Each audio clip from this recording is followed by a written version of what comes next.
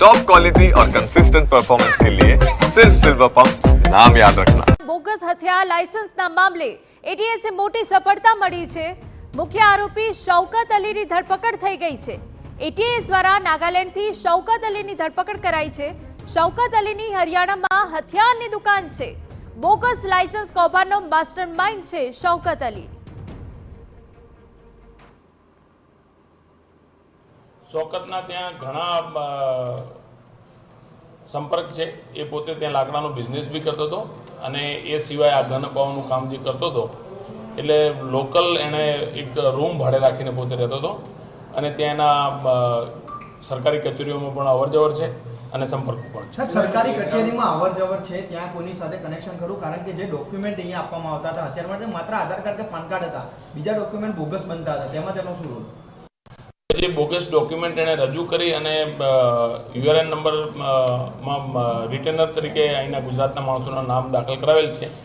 એ remand દરમિયાન એની પૂછપરછ ચાલુ છે। જેમ વિગત આપની આવશે તો આપની સમક્ષ। ગુજરાતમાં જેટલા બોગસ લાયસન્સ નીકળ્યા છે એ કહી શકાય કે શૌકત થ્રુ જ નીકળ્યા છે, ક્યાંક ને ક્યાંક શૌકતની ભૂમિકા। શૌકત સિવાય બીજા 2 આરોપી છે, પરંતુ એની માહિતી અમે આપને નથી આપી શકતા કારણ કે હજી એરેસ્ટ કરવાના બાકી છે અને પકડશું ત્યારે આપને પણ જાણ।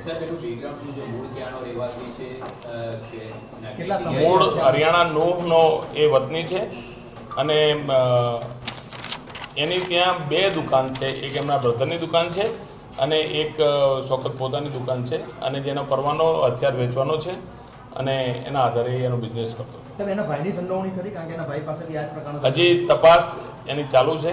જ્યારે જે માહિતી અમારી પાસે આવશે આપની સમક્ષ। સર, શૌકત છે ગુજરાતના જે મુખ્ય એજન્ટો છે જે આપણે પકડેલા 7, એના સંપર્કમાં હા, એના સંપર્કમાં એ અહીંયા એક એનો કેસ હતો કંઈ પ્રોહિબિશનને લગત, કોઈ એક એના મિત્રનો કેસ હતો। એ કેસની અંદર એ અહીં આવતો હતો અને એના આધારે એકબીજાના સંપર્ક થયા છે।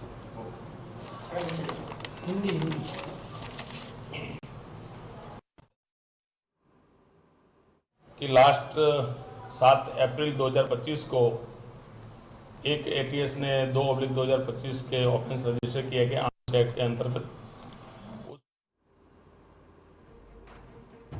તો મુખ્ય આરોપી શૌકત અલીની ધરપકડ થઈ ગઈ છે। આ મુખ્ય આરોપી છે। એટીએસને મોટી સફળતા હાથ લાગી છે।